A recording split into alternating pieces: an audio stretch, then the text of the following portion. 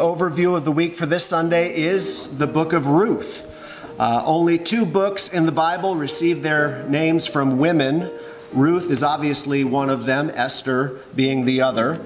The book of Ruth is considered a masterpiece in ancient literature. The story takes place in the time period of the Judges, and we don't know who the author was. Some speculate Samuel. We don't really know, but it was likely written around the 10th century BC.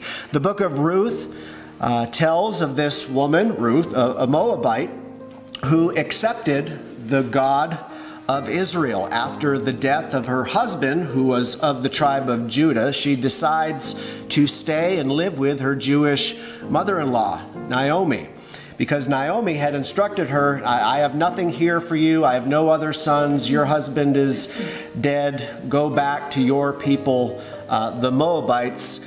And Ruth says, no, I'm going to stay here with you. Chapter 1, verse 16, Ruth says to Naomi, where you go, I will go, and where you stay, I will stay. Your people, this is the important part, your people will be my people, and your God, my God.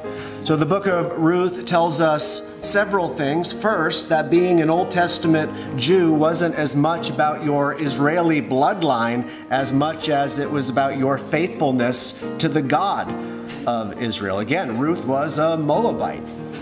The main theme of the book, however, is that of the kinsman redeemer. Ruth marries a man who fits that bill, the kinsman redeemer. His name was Boaz. And Boaz is seen as a type of Christ. So the concept of the kinsman redeemer, you say, well, what is that? It's basically a male relative who, according to the law of God, had the privilege/responsibility to act on behalf of a relative who was in need.